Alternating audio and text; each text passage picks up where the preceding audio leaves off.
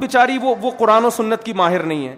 عوام کو یہ تک نہیں پتا چلتا کہ یہ آیتوں کا ترجمہ صحیح ہو رہا ہے, آیتوں کے مفہوم یہ صحیح بیان ہو رہا ہے. آپ کے سامنے جب آپ کسی فیلڈ کے ماہر نہ ہو تو کوئی بھی آپ کو کچھ بھی پہنا کے جا سکتا ہے. یہ تو آپ مان لو کہ بھائی مجھے نہیں پتا, میں علماء سے پوچھوں گا. لوگ کہتے ہیں 2 نمبر مولوی بھی تو ہوتے ہیں, تو ڈاکٹر بھی تو 2 نمبر ہوتے ہیں نا. اس میں جیسے 1 نمبر ڈاکٹر اور 2 نمبر ڈاکٹر کا آپ پتہ لگا لیتے ہو اپنی کھوپڑی استعمال کر کے, تو ایسا ہی دین آپ کو علماء سے ہی ان کی اتباع کرنی پڑے گی, ان کو فالو کرنا پڑے گا, ان کی تحقیق پر اعتماد کرنا پڑے گا.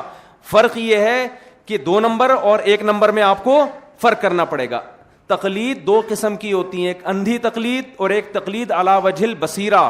اندھی تقلید یہ کہ جو مل جائے اس کو فالو کرنا شروع کر دو, جس کے برحق ہونے کا اطمینان ہی نہ ہو. اور تقلید علی وجہ البصیرہ یہ ہوتی ہے کہ جس کے برحق ہونے پر اطمینان ہو, آپ نے اس کو فالو کرنا ہے. ایک چھوٹی سی بات سنا کے میں آگے چلتا ہوں. یہ جو افریقہ کے ملک ہے نا, ان میں امام مالک کا فقہ رائج رہا ہے ہمیشہ سے. ایک عورت کسی مفتی کے پاس آئی کہ مجھے ایک مسئلہ بتاؤ. ان مفتی نے کہا قرآن و حدیث کی روشنی میں بتاؤں یا امام مالک کا قول بتاؤں. اس نے کہا امام مالک کا بتا دے بھائی تو, اس لیے کہ امام مالک قرآن و حدیث تم سے زیادہ سمجھتے تھے. یعنی اس کا مطلب یہ ہوا کہ یہ جو امام مالک کا قول اور قرآن و حدیث کا مطلب وہ تورات و انجیل سے بتاتے تھے, اور تم کس سے بتاؤ گے؟ قرآن حدیث. بھائی وہ زیادہ بڑے محقق تھے, وہ اپنی رائے آپ پلیز مارکیٹ میں لانے کی کوشش. تو آج جو قرآن و حدیث کے نام پہ نئی نئی چیزیں آ رہی ہیں, یہ ان کی اپنی رائے ہوتی ہے. لیبل کس کا لگا ہوتا ہے؟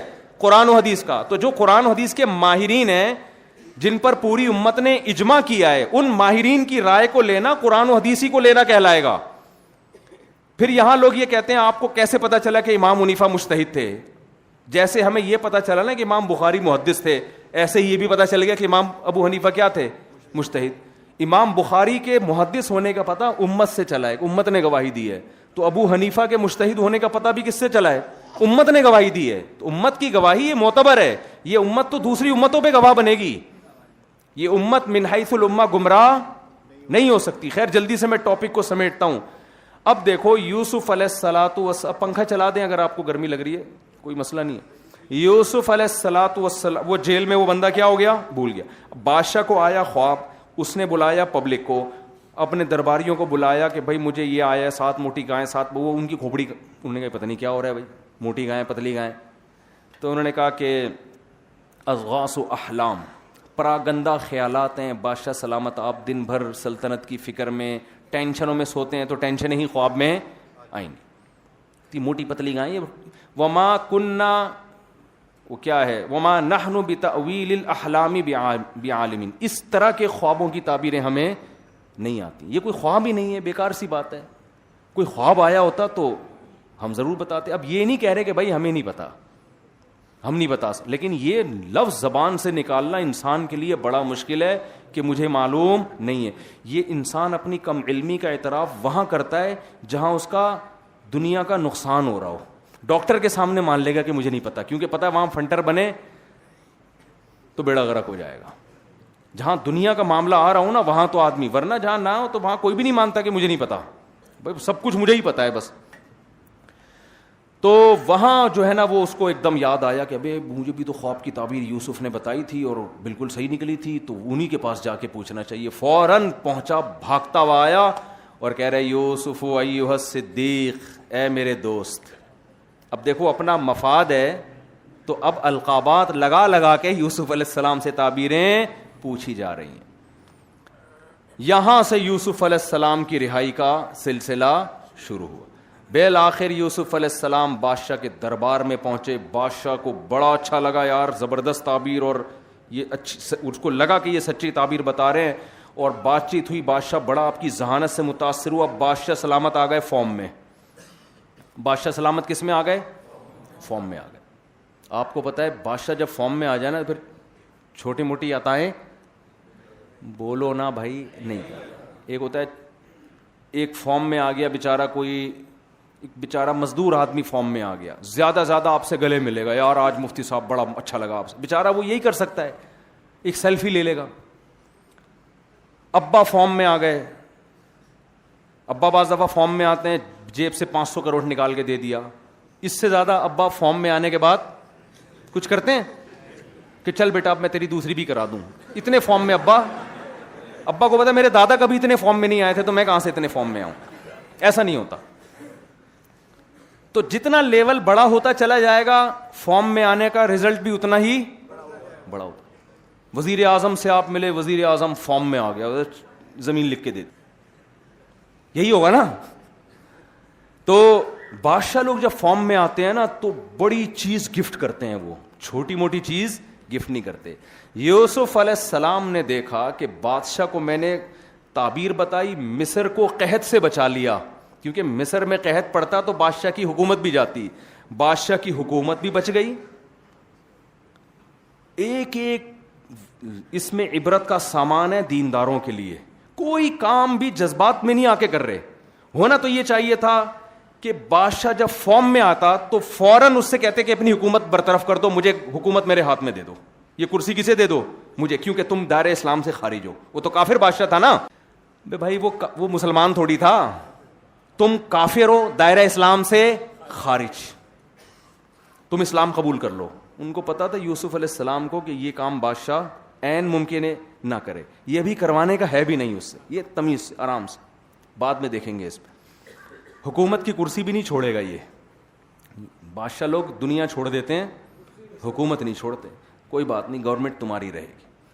بادشاہ جب فارم میں آئے نا, یوسف علیہ السلام سے کہا کہ بھائی آپ کے ہمارے پاس ایک زبردست اب ٹھکانہ ملے گا آپ کو. تو مطلب اس کا یہی تھا کہ اب آپ کو کیا چاہیے. تو یوسف علیہ السلام کو اب ترقی کا موقع ملا. آئی بات سمجھ میں؟ ہم ہوتے, ہم کہتے تو دائرہ اسلام سے خارج ہے, تو بت پرستی چھوڑ دے. لیکن نہیں, حکمت کے ساتھ, مصلحت کے ساتھ, یار کام وہ کرو جو ایکسیپٹیبل ہو, بات وہ کرو جو قابل قبول. وہ کہتے سارے مصر کو مسلمان بنا دے. ان کو پتا تھا بھائی یہ ایکسیپٹیبل گراؤنڈ ریئلٹی کے حساب سے یہ مانا نہیں جائے گا. وہ کہہ سکتے ہیں نا میں تو پیغمبر ہوں, میں تو توحید کے لیے آیا ہوں.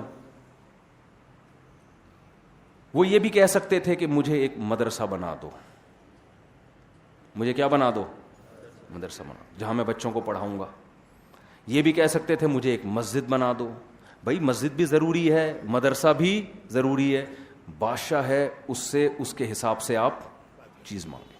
ایسی چیز مانگو کہ اس سے اونچی کوئی ہو نہیں اس وقت, لیکن وہ قابل قبول بھی ہو. بادشاہت مانگو گے نہیں ملے گی.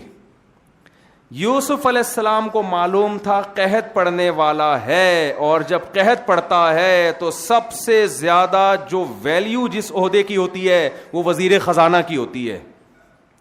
سمجھ میں آ رہی ہے بات کہ نہیں آ رہی ہے؟ کیونکہ لوگ پھر بادشاہ کو بھی نہیں دیکھتے. جب ملک میں مہنگائی بڑھتی ہے تو گالیاں کس کو پڑتی ہیں؟ اصل تو جو معیشت کے ماہرین ہیں وہ ذمہ دار ہوتے ہیں نا. تم نے کیا فارمولا بنا کے گورنمنٹ کو دیا کہ بیڑا ہی غرق کروا دیا, صحیح ہے نا. تو قحط میں ملک کو چلانا جو صحیح چلا کے دکھا دے گا اگلے الیکشن میں وہی آئے گا. یوسف علیہ السلام کو پتا تھا کہ بادشاہ کو بادشاہت میں رہنے دیا جائے, مجھے وزیر خزانہ اگر بنا دیا جائے, مدرسے بھی بنیں گے, مسجدیں بھی بنیں گی, اور بادشاہت بھی میرے ہاتھ میں آئے گی. پھر جو کرنا ہوگا تسلی سے بیٹھ کے کریں گے. یہاں یوسف علیہ السلام یہ بھی نہیں کہہ رہے کہ مجھے عہدہ نہیں چاہیے, میں تو مجھے ایک چھوٹی سی خانقاہ بنا دو, چھپڑ میں بیٹھ کے اللہ اللہ کیا کروں گا, کونے میں اللہ اللہ کیا کروں گا, ایک خانقاہ کھولوں گا. نا نا نا نا نا, ابھی کامیابی کا موقع ملا ہے. تو کامیابی کی جو انتہا جس کو سمجھ رہے تھے وہ موقع اپنے ہاتھ سے جانے نہیں دیا. فوراً کہا اجعلنی علی خزائن الارض, زمین کے جو خزانے ہیں ان کا نگران مجھے بنا دیں, وہ سارے میرے ہینڈ اوور کر دیں. انی حفیظ علیم, اور یہ ایبلٹی جو قابلیت ہے وہ بھی بتائی کہ میں محافظ بھی ہوں, اس میں خیانت نہیں. وزیر خزانہ میں 2 قابلیت کا ہونا ضروری ہے, ایک وہ خود خزانے کھانا نہ شروع کر دے. اکثر ہمارے ملک میں ایسا ہوتا ہے کہ خزانے کی سب سے زیادہ حفاظت وزیر خزانہ سے کرنی پڑتی ہے. کیا خیال ہے؟ نہیں آئی بات؟ بہت گہری بات کہہ گئی ہم ہے بھائی. سب سے زیادہ حفاظت کس سے کرنی پڑتی ہے؟ وزیر خزانہ سے. کہ بھائی عوام سے خطرہ نہیں ہے, خطرہ کس سے ہے؟ ہمارے وزیر خزانہ کی بات نہیں کر رہا، ان کے علاوہ کی بات کر رہا ہوں جو وزیر